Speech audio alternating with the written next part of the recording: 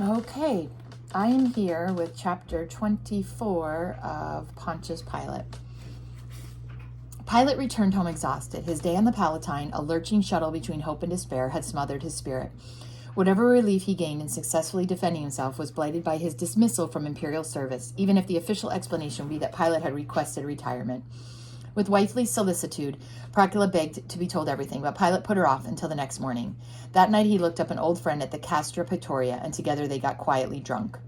Like a wounded organ trying to repair itself, Pilate's mind supplied rationalizations for his new status. Even if Caligula had offered him another prefecture away from Rome, he would not have accepted it, since he had been away from the city too long. Nor did he need an office. His father-in-law, Proculius, had invested his funds so shrewdly during the decade of his absence that by now Pilate could retire even without a pension and still lead a life of comfortable opulence. That's richness. As to the negative appraisal of his competence in Judea, someday Rome would appreciate his efforts there. And how accurate were the critical opinions of an unseasoned 24-year-old trying to play at emperor, whose only source of information was a Herodian opportunist twice his age but biased against Pilate. And what extraordinarily bad taste, turning the imperial tribunal into a stage just to coddle the Samaritans. When Procula finally heard the full report of the critical hours before Caligula, she was too happy to bother consoling her husband. Privately, she had lived in mortal fear of the evening hearing before the emperor. With that shadow removed, nothing else mattered, especially now that Rome would be their future home. Too independent to be a social climber, she was relieved that Pilate would now be anchored clear of the treacherous cross-currents of Roman politics. But adjusting to the role of spectator rather than actor proved very difficult for Pilate. He lived a week or two with his rationalizations, then grew tired of them. Personal candor compelled him to face reality and see there the figure of Pontius Pilate, ex-prefect, pensioner, retired man, emeritus before his time. Emeritus, I think that means retired before his time. His idealistic goals had him rising to lofty heights in the empire. His actual fate saw him pensioned out of government service. But for the few who achieve greatness, he told Procula, every man arrives at that point in life where he must come to terms with the fact that history will pass him by. For those with little ambition, that point comes early, so they can adjust to it with the easy resiliency of youth. Yet I aspired. That point was postponed in my life. But now I've reached it, and I'm not young. Accepting that realization now is difficult, terribly difficult. Is it that important, Pilate, having history recognize you, she asked. It is, I think. It's the only thing which ultimately gives life a larger dimension, the one factor which finally affords it some meaning. You will have existed for more generations than merely your own. You will have affected the future, perhaps altered it for the better. Why isn't this generation enough? Procula asked. It certainly is for me. You're a woman, Procula. Which by definition excludes us from greatness, she jibed. But your life is far from over. You're only 50, and some of the greatest achievements in Roman politics and culture were fashioned by men older than you. Pilate failed to relish such consolation. While he appreciated Procula's efforts, he resented the new circumstances which occasioned them. Some weeks passed, and he began struggling more successfully with his problem of adjustment. But just when he was becoming reconciled to leaving the center stage of politics, something would remind him of his now peripheral status and reopen the wound. At the end of August, for example, the temple of the divine Augustus was dedicated at Rome amid much pageantry. The hymn of consecration was sung by a mass choir of boys and girls from the noblest families. There was a public feast and 2 days of spectacles. There were horse races, gladiatorial combats which saw 800 bears and lions slaughtered, and finally a circuit of the hippodrome by Caligula himself, 6 horses drawing his triumphal chariot amid frenzied cheering by the adoring people of Rome. But even though his equestrian rank permitted him to sit in the lowest 14 rows, a spectator at these events, Pilate's name had been omitted from the list of official invitations. It symbolized his divorce from Roman public life. A month later, Rome was shocked to learn that the emperor was almost at the point of death. Never in fully robust health, Caligula had suffered a complete nervous breakdown, which other complications made palace physicians despair of his life. All Rome was tormented with apprehension at losing the popular young princeps, who had reigned but 6 months. Temples were besieged with suppliants. Some threatened the gods. A commoner offered to exchange his own life for the emperor's if he recovered, while an equestrian swore he would fight in the arena at the lowest gladiator. Such devotion, of course, would not fail to impress the princeps if he survived. Caligula did recover and was moved indeed. He called for the equestrian with gladiatorial ambitions and packed him off to the arena where he had to battle and beg for his life. Then he located the poor pleb who had vowed to offer his life for the emperor's and inquired why the man was still alive. Caligula had him wreathed in garland as if for sacrifice, paraded through the city, and finally pitched to his death from the Tarpeian rock. Rome thought his conduct somewhat strange, but she would see far stranger antics from Caligula from now on. Apparently, the illness had unhinged his mind. One day, Pilate returned from the forum where he had gathered the latest word on the princeps and told Procula, Rome had an emperor, now she has a monster. Perhaps due to some faulty gene in the Judeo-Claudian dynasty, the monster had been lurking in Caligula even before his breakdown, though his better qualities had usually kept the beast well chained. Still, there had been earlier symptoms, and Pilate began piecing the story together. On Capri, he had shown definite traces of megalomania and cruelty. What's megalomania, John? Like, I'm in charge of everything. I'm in charge of everything.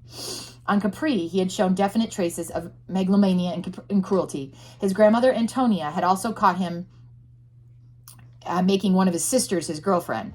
And though later it was Antonia who saved his life by exposing Sejanus's conspiracy, Caligula had not bothered to attend her funeral in early May, merely viewing her flaming pyre from the comfort of his dining room.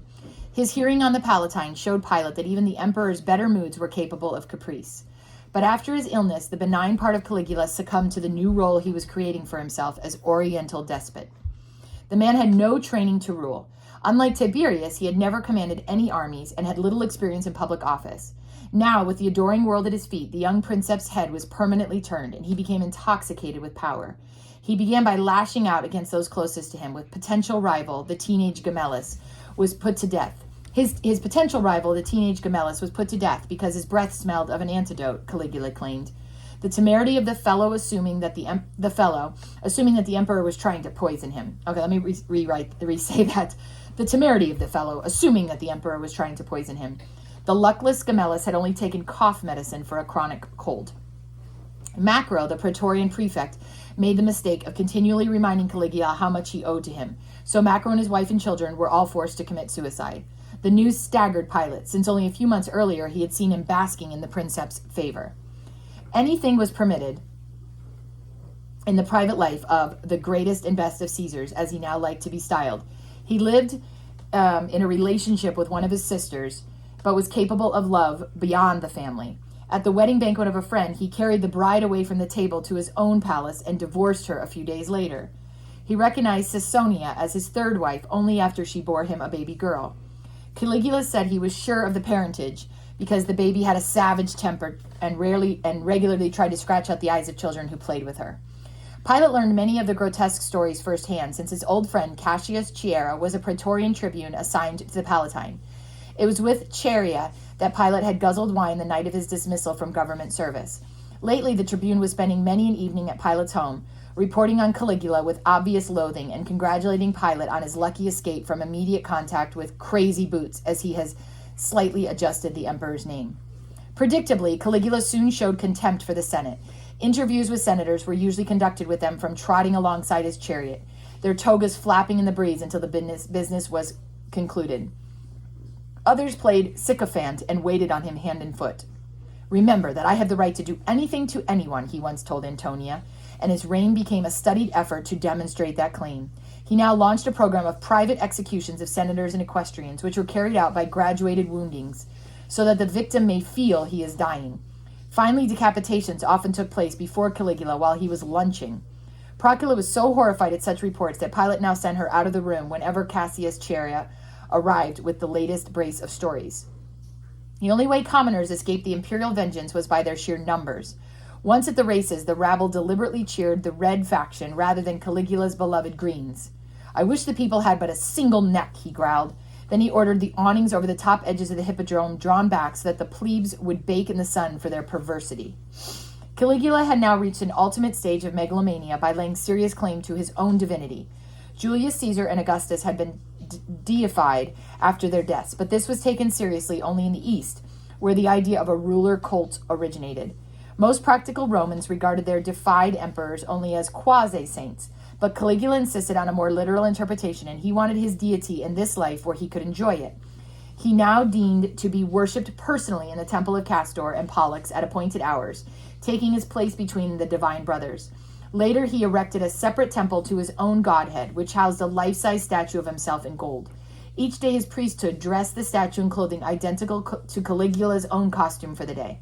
His favorite horse he appointed as high priest of his cult and enrolled it in the Senate.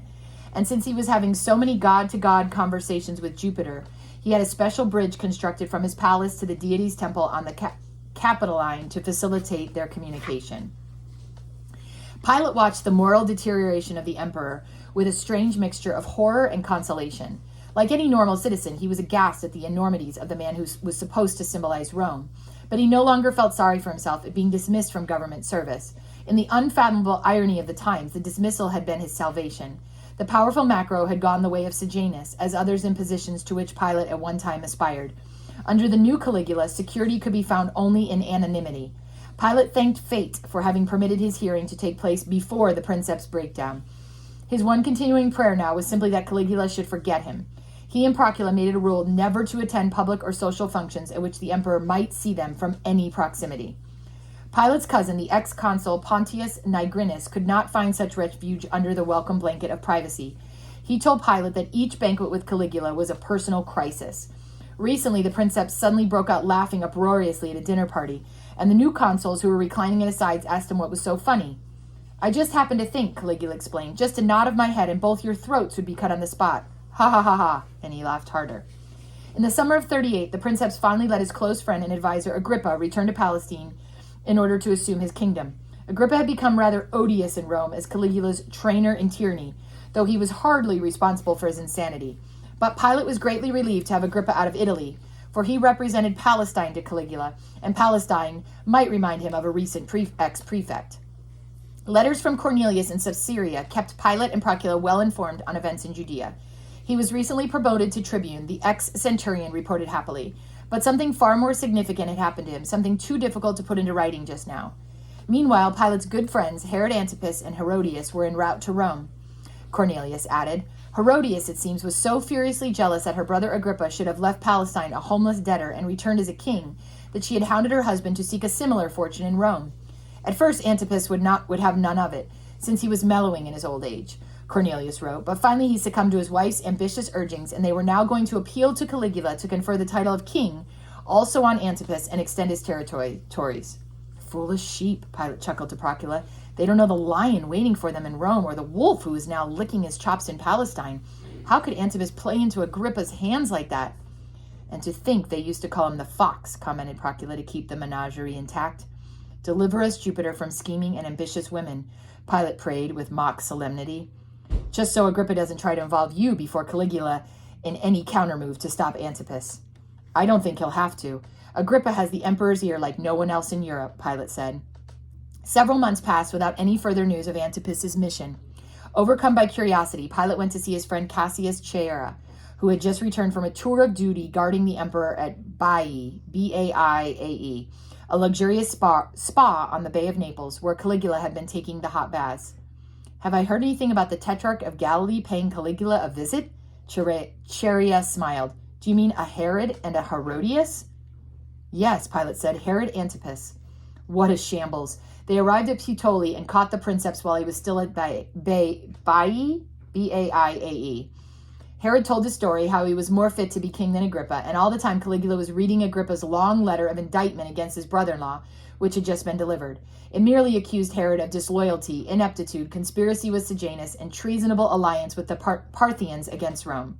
As proof, Agrippa wrote, Herod's armies bulged with weapons and equipment, enough for 70,000 troops. What? Yes, that was Caligula's reaction. He asked Herod about the contents of his armory, and he was unable to deny the size of the arsenal.